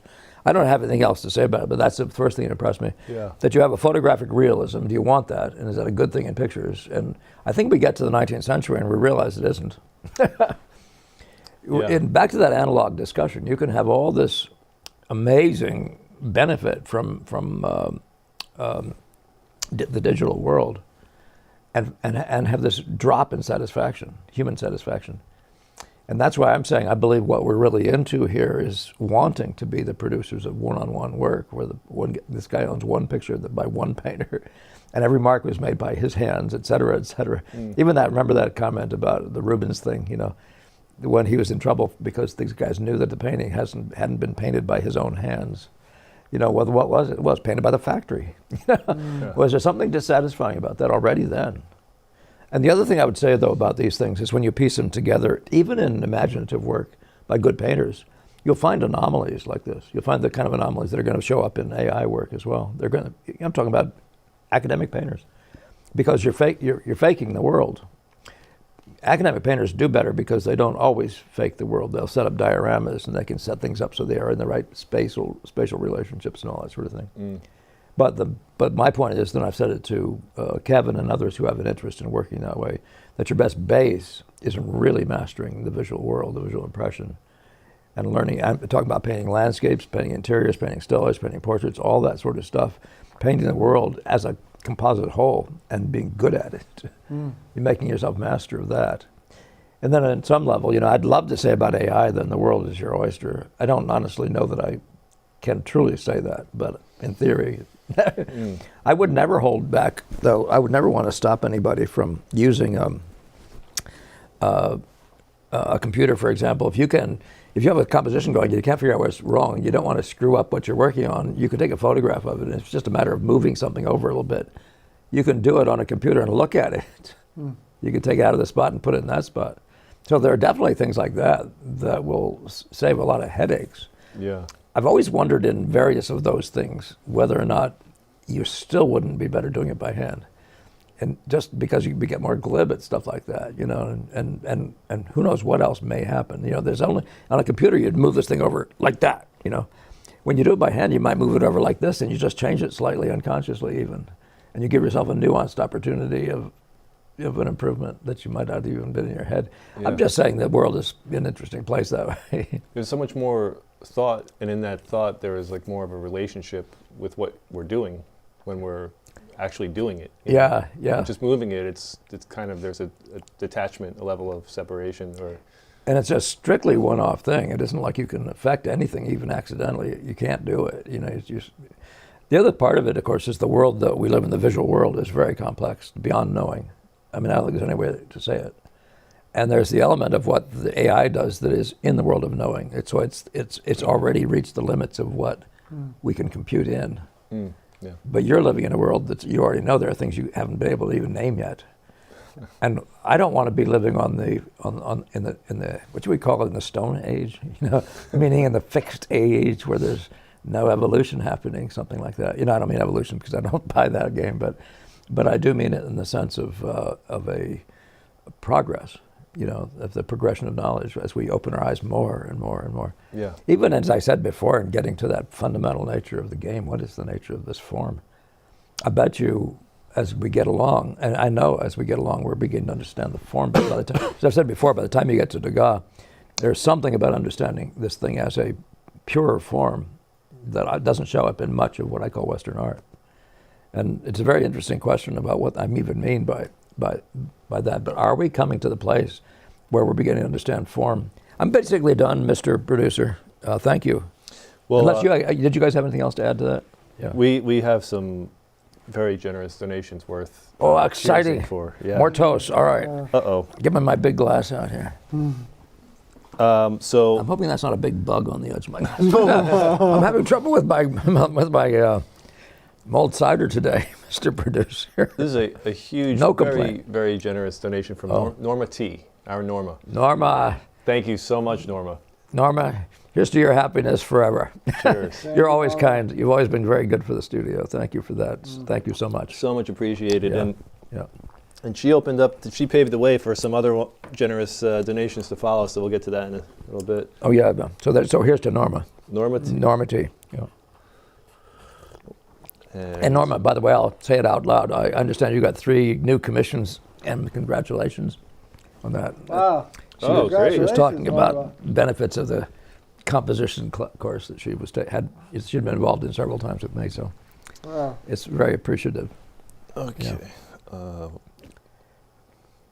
Sorry. Oh, go for it. Let's keep coming. No, Let's keep drinking. I'm looking at stuff that I'm. We have to add more organizing. alcohol to this just to. All right, John J. And he left a nice comment. Just want you to know I'm very grateful for your videos. I hear Paul inside my head when I stand in front of a Poor canvas now, and slowly but surely I'm making progress capturing nature. You know, in a way, John, I appreciate that in the sense that inside your head, since you're not in the studio with me, it has to mean something better. It has to mean something about the ideas. I mean, it may come with my intonations, especially as my voice is getting weirder, thanks to last year's illness, whatever. But anyway, I'm glad though, because that, you know, and I've seen the guys that have shown up here since being in the video world, you know, paying attention. That's where most of you guys have come from.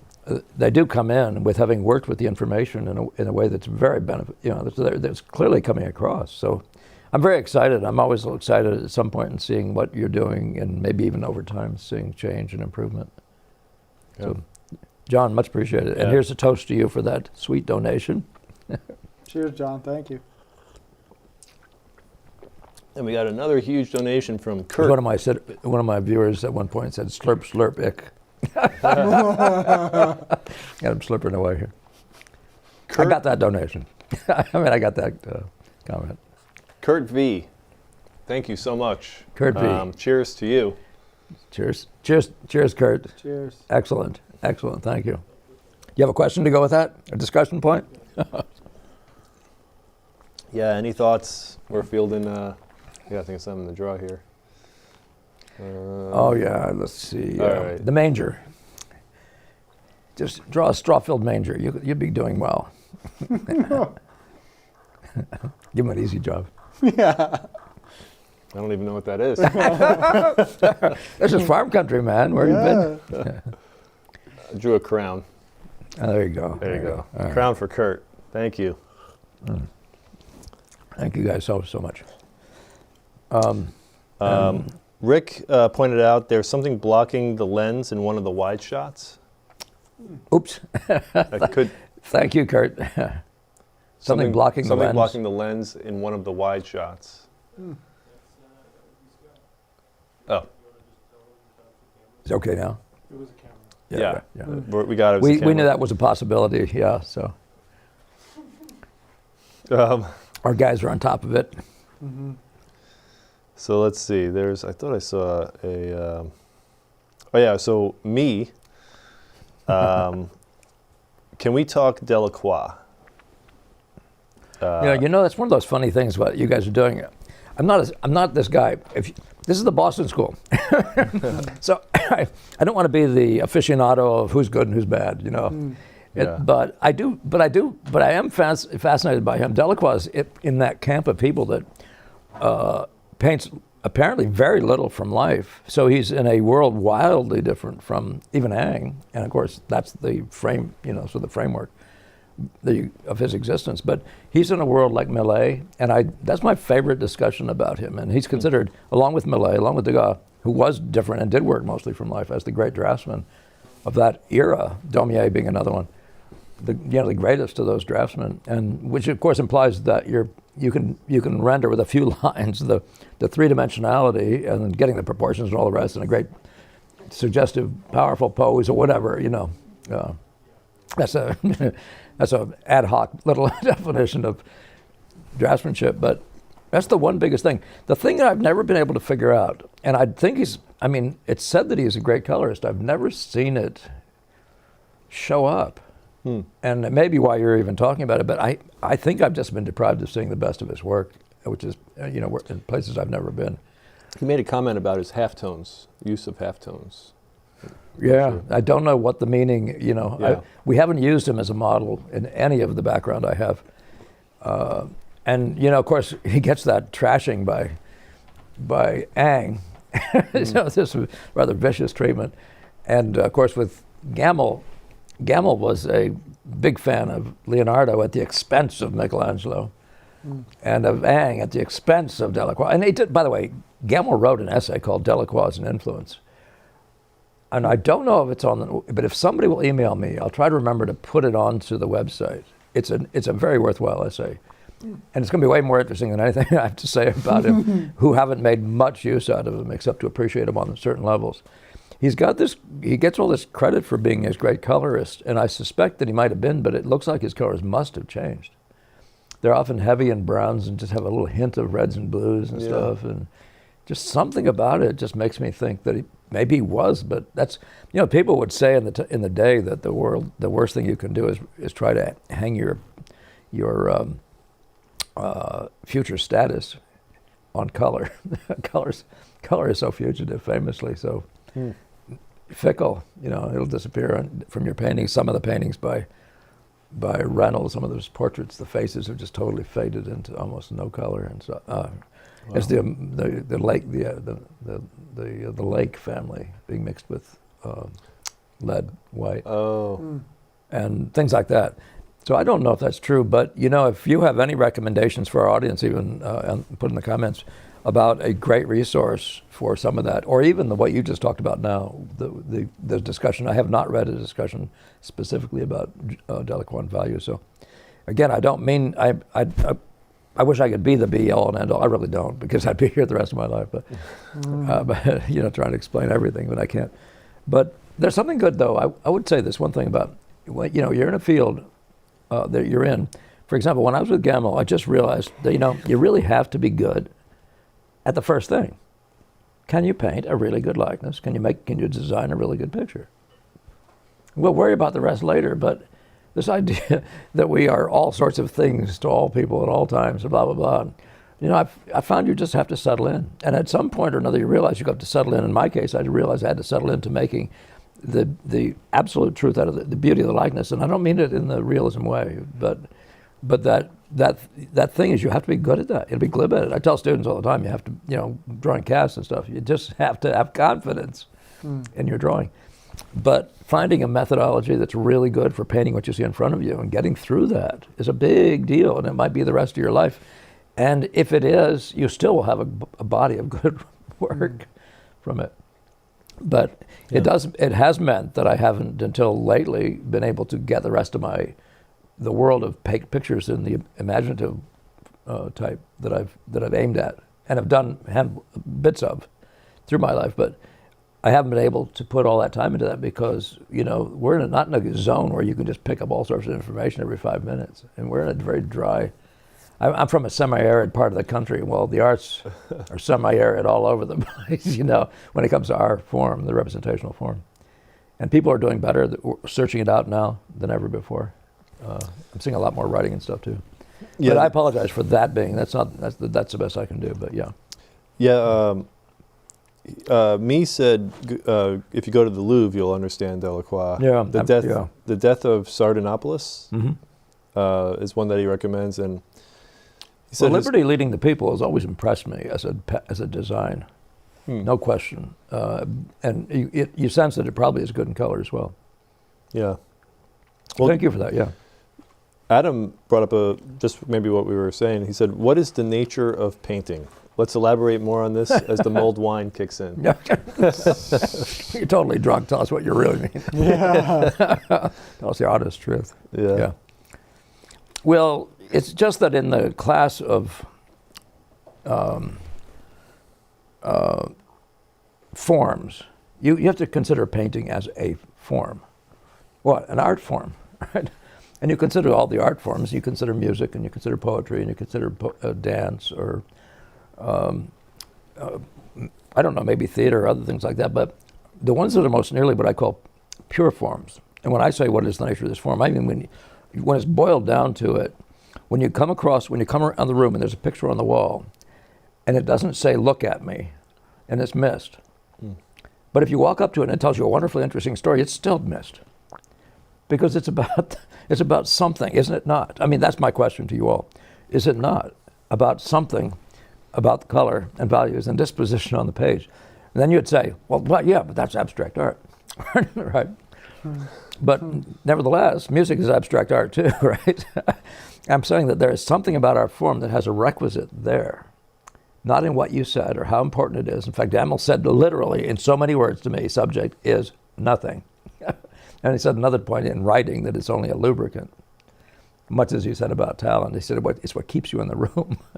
Talent doesn't keep you in the room, but it keeps you. So Gamel had stories to tell. He just, no matter what he read, he saw pictures, and and those stories led to his pictures and blah blah, and including psychology essays and stuff like that.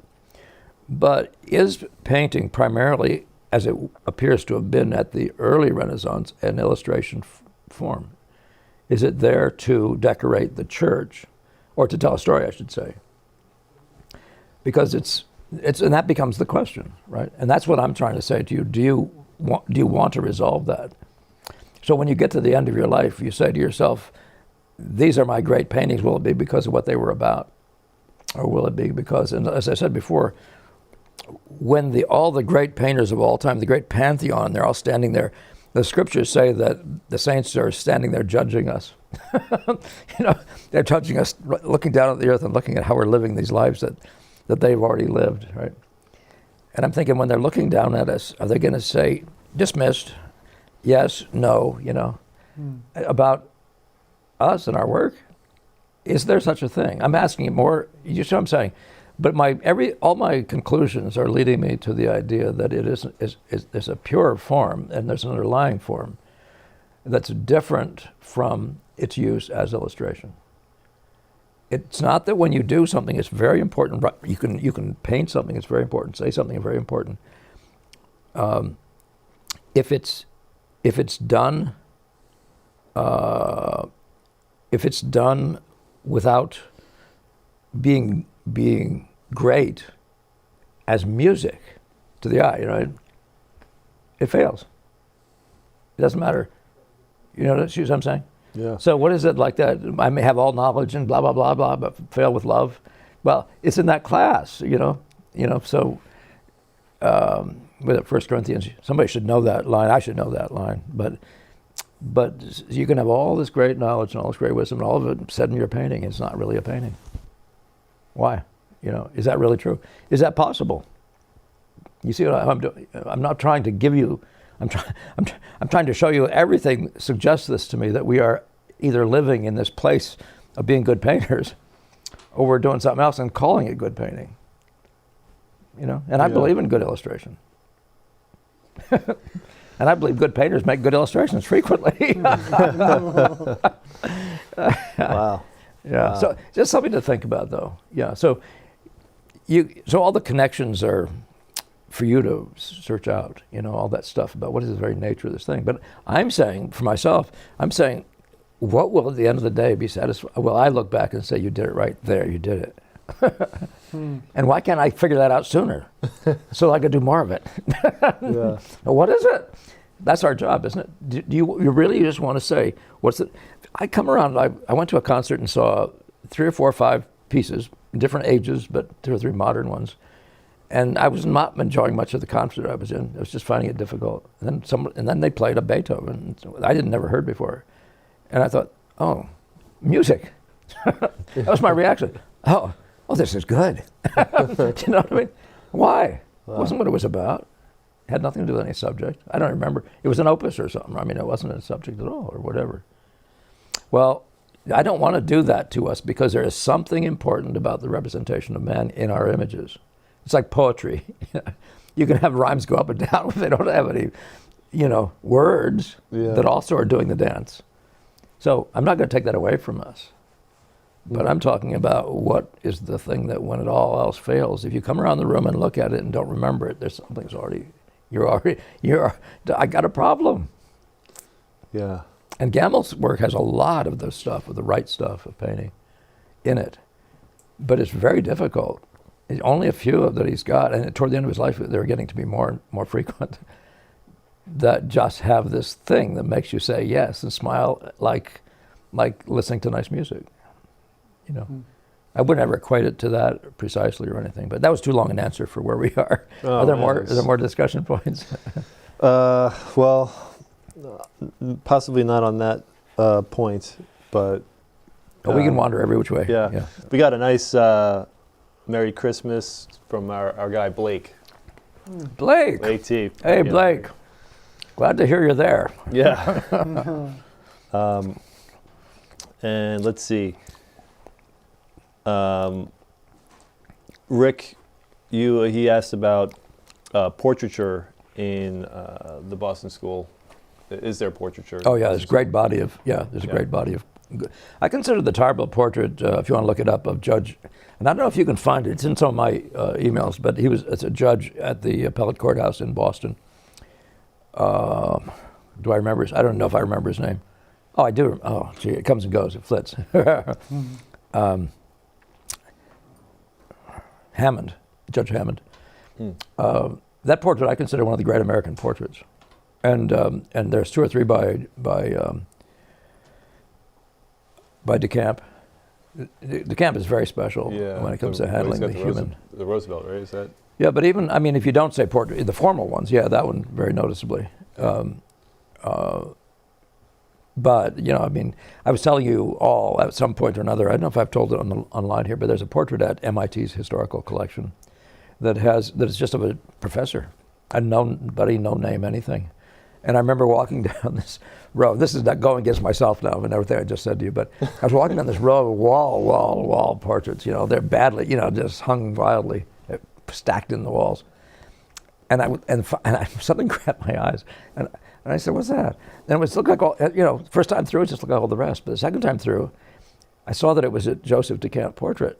But it was now what caught my eye was that this portrait had light moving from red at the top right through the guy's face, turning blue as it went down through the entire field of the painting. Wow. And then I said, and I believe I saw that before I knew it was a Decamp, but I said the blue cup, and it's a portrait of a guy. But what it is was it a painting? Was it a portrait of the light? Somebody would say. Yeah. But it gives you some idea of the Boston School. But there's nothing to inhibit you or require that of you, by the way, either. I mean, the portrait work of Sorolla, you know, I find really distressing. I mean, it's almost colorless. And so don't make that a thing about understanding the Boston School. But in their case, they really do, for the most part, make a serious effort to do exactly the same thing in all their work. The interiors of Tarbo are noticeable, with figures in them and stuff like that. But yeah, they've done numbers of portraits that are very notable. Yeah, he said he looked it up on and found it on Google. Says it's gorgeous. And Oh, good. we got another 2 donations. Excellent. All right, we got to do some more drinking here. A repeat from Rick Yu. Am I tipping over? So yeah, we got another one from Rick Yu. Thank you, Rick, so much. Appreciate it. All right, and here's to Rick. Here's 2 sips to Rick. Yes. Thanks, Rick. Here we go. And since I already drew Dutifully. 2 icons next to his name, I'm just going to put a little bit of butter on his toast. There you go. And we got a repeat from our guy John J. John J. Thank you, John. And he has a question Yeah. about applying the paint. Yeah. Can you talk a little bit about the idea of putting down the paint and leave it relative to the lay-in, second skin, third skin, and so on? Yeah. I don't know if it much changes. I mean, now there's several things because that's not my statement. That's a Boston School statement. So if you want an analysis of Boston School thinking, I can show you where to look for that. And I'm going to recommend another Decamp, but it's the portrait from Atlanta of a woman in a kimono. It's just a model wearing it's again, back to the influence of the Japanese on just everybody. But look at that one. What you'll see is that there's going to be a blob. Say there's a shadow next to a nose, and there's going to be, the guy's first thing is like painting by the spot. They will lay down a blob of solid paint that really shows the color. Now they also will teach you not to put down more paint than you can adjust. Don't make such a thick blob that you can't adjust it with the next piece, or otherwise you get this caked up pile. But what happens is you put down that essential blob as if you could do it in one stroke, and then you'll see that it needs adjusting, and that'll be the second stroke when you put that one down clean. That's the model, so much so that it's called mosaic. That's that model. But my approach to painting is a mixture of those kinds of things. And you find that as you get further along in painting, that you can do those kinds of marks, and you'll see it in Decamp as well. Those kinds of marks, and you won't see you won't see this nuanced touch. It won't stick out in any way. But it's a bit of art on its own. But it is their conversation. And I'm just going to tell you it's a mixed bag. There are days when you must do it because it's by far more efficient than painting the whole nose over again and stuff like that. By the way, when I was first with Gamel, I painted a passage, an entire pot, 5 times, the entire pot. And the whole goal was to paint the pot again. I mean, such was the influence with Gamel, with the way I took it. And again, always the way I took it. I would never accuse Gamel of some stupid thing. But the way I took it, like when you go to Sunday school and you get the message as a 3-year-old, you know, or something. Yeah, the way you took it. But, sorry, what was I just saying? I lost it. About painting up the whole pot, or Yeah. Oh yeah, yeah, Message from Gary. yeah. So, so that is a real amazing thing to be good at as well, you know.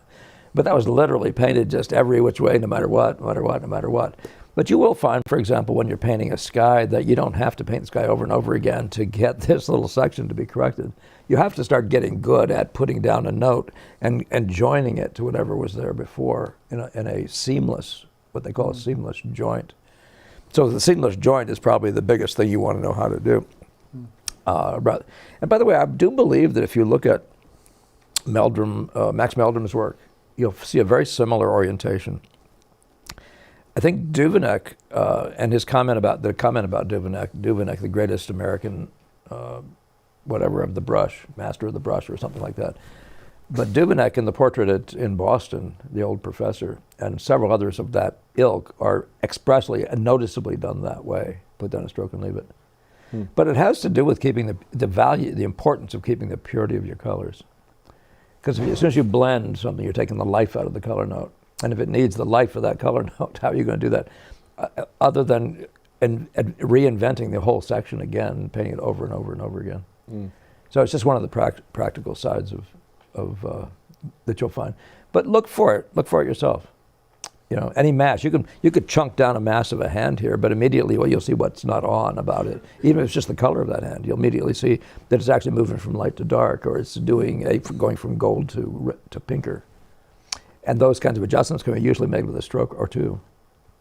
And you do. We were definitely taught to avoid the blending process because of the depth to color that's involved in the stir, you know. Yeah. Well, he had a follow-up question. It seems early on, keeping the canvas workable is an important aspect that kind of gets left out of the "put it down and leave it" quote. So maybe it's not so much that. Yeah. Well, that would be what you know what our discussions are like about the lay-in. You know, so I'm trying to get the canvas covered in a day, but literally in a couple hours. You know, I try to absolutely get it done. I just do my starts on Fridays, not planning to paint on Saturday or Sunday, and I want to dry to paint on Monday. So how much paint am I using? Oh, is there more to it? Well, I was going to clarify something here, just as it's, maybe you caught it, I don't know. No. But, you know, the idea of keeping the canvas workable is an important aspect, but he's also suggesting that by putting it down and leaving it, that we're somehow... There's no workability in that. There is no workability. There's an intention to just never... Yeah, no, that's just to leave it, but the adjustment is always there. That's why I'm saying what I've already said really covers that. The mentality of leaving it, that's your intention. And so you don't correct more than you intend to leave, you know. Yeah. So, but you just don't put down wrong statements. Just don't put down false notes. You know, try to just avoid it. And we're talking just about color, though. But well, you always make it as like as you can the first time, though, and then what, right? Yeah, because I was going to say, like, a person might make an attempt to put down a note that is like, but they find it's off. But that's where the adjustment comes in. So that what we're saying in a sense is, don't leave a false note. Right.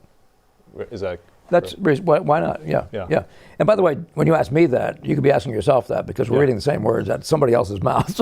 And it is true that I've been messing around in their world a while, so it does mean different things. And I've thought about those things a lot longer than you guys. So, but still, I'd say use common sense and stuff like that. But the idea of being workable in the start. So what you have is a start that covers all the big territory. What I would say about a good start is that it has the color scheme showing evidently. But if you sat there and do every little aspect of every little piece of color on that page, you would not get it done in the 2 or 3 hour slot I'm trying to get it done in. And that's true of everything else. So everything has to be rendered big. So the great forms, the great value unities, you know, so we're talking about, some of you guys out online there are calling it the compressed values. Of course we mean that. We're talking not about counting 1,000 little things in every little area and getting it done in 2 hours. Even by any method of put it down, leave it or not, something else. And nobody's brilliant enough, by the way, to do that. In fact, you should take about painting that nobody is saying something like that because they're geniuses. They're saying it because they're inept. It's because all of our methods are based on the assumption that we're inept. So putting it down and leaving it, if it's not helpful, if only the genius can do it, why are we talking about it to the guy in the street? Yeah. Oh, that's what you're aiming at. That's your dream, you know. Like a guy that would say, one guy I did hear say, I didn't hear him say it. one of my students came to me and said this. He was told by a teacher he'd worked with, that he said, unless you can see it finished on the canvas in front of you, you may as well not start. You're not a painter. Well, nobody can see it finished on the canvas in front of them. I mean, like, there's no preposterous way. But you can have a concept of the thing as a whole, fixed in your mind and eye. A concept of it is a way different story. Even Ang, so the great named Ang, doesn't say that. So we got to consider that we're trying to be helpful, and these guys are trying to be helpful to their students, and presuming that there's going to be flaws. So when we say everything, like in writers, they say writing is rewriting. You know what? How is that not the same thing, though? So that's why I say make more use of it that way. Do you see what I mean? Yeah. But what was the rest of that? Wasn't there a little part that we were about to address? Oh no, I think we got it covered. Well, the workability thing is a serious thing, though. And my point is, you want nothing to be out there. Like, I don't want to come in and having the painting dry and having really high contrast areas in the wrong places. That's not workable. That's a disaster. So you understand that in that first day, you only do majors, but you make sure you place the major power effects well, as if it were for the last time, including whatever it takes to make that happen, except the photograph, of course. But you see what I mean? Because those are the parts you're not going to be able to adjust in any practical way. Snowball fight. Oh, gee. Are we over? Is this This is craziness. Mr. Producer and his sidekick. Uh-oh. You guys better get up here and start throwing at him. Wow. I just. Who knew? Who knew? Yeah. Who knew? Yeah. The things that wasn't Evan Tees, was it? Wait a minute. Well, let's celebrate another donation. I'm ready. I'm ready. And then you have snow. Here's to the snow donation. Yeah. The things that happen at the courthouse. Nancy D. Thank you very much, Nancy D. Nancy D. Yeah. Here's to you. Nancy. Cheers. These are all new names. I thank you, folks. I mean, unless I've overlooked, because I can usually see your last name too. But thank you so much. Thank you, guys. Each one of you. And here's. All right, let's get Nancy on here. Yes, Nancy D. Did you get a Christmas ornament? Have you done a Christmas ornament? Yeah, yet? I'll do a Christmas ornament. Yeah. I wanted to have a nice smiley face Christmas ornament. Yeah. One of those little bulbs. You better do the handle on top right, though, so it hangs on the tree properly. Oh, Yeah. good looking out there. All right, Mr. Producer. Anybody want to see what Mr. Producer looks like? You just saw him, I think. Yeah. Yeah, there's a I heard bunch you more might have questions. seen his little son earlier. That would have been cool. Bunch more questions. Norma T, how do you prioritize painting the light effects versus the form? Yeah. So the problem is you can manage form changes. That's all workable in the following up on Rick there. Mm-hmm. That was Rick, right? No, Rick, you? No, the other. It might have been John J. Was that John J? Okay. Talking about putting it down and leaving it, or Yeah. Yeah. Yeah. But he was talking about keeping it workable. And stuff Yeah. Like that. Yeah. But by the way, on all those points, though, watch my videos on starts, and watch. There should be several, including just there's one I've done. There's a nude. There's 8 shots or 9 shots of the steps of this nude thing, and consider my paintings. I would call my paintings always workable. So consider what I'm showing you in that phase. You know that what I'm doing, and that's I still consider workable. Or could still consider even in the other category. Oh no, they're not showing up again, are they? Uh-oh. You don't deserve a cookie for that. Yeah. I do. Yeah, I do. Hey, so would you read that question again? This is getting a little distracting. This was Nancy D. No, Norma T. Norma T. Okay. How do you prioritize painting the light effects versus the form? Okay. So values is the priority, right? And value movement is what form is made out of, right? Now, if you buy that portion, if we limit it to that, value movement, because form is made out of contour as well. I mean, if you don't get the full roundness of an object, turning it all day long is going to give you something like the form, but you're going to miss part of it, et cetera, you know. So, but my model for everything is you're putting down spots. We need to know what the lightest light and the darkest dark are. And then, but whenever I have large spots of light, if they have a big form movement in it, I just include a significant part of it, just for the fun of it, because it looks stupid flat. That's just the first note. See, anything I can consider simple in a start, I put down. If I can just do it as a flat note, good, good, good. But I found that like doing a head, the head has to be an egg. There's no flat note. From a shadow line to the outline, there's something that there has to be an element to the form. There's going to be color movement, there's going to be value movement. So I'm just saying that's presumable. If you can see that as how it could be on a portrait, you would see why you wouldn't want to just flatten the head and have it be a cutout. Now, on the other hand, though, the real priority is the values and the orientation before the end of your start to make sure you get your those placements of those power contrasts. Really get those placements, as it were, finalized.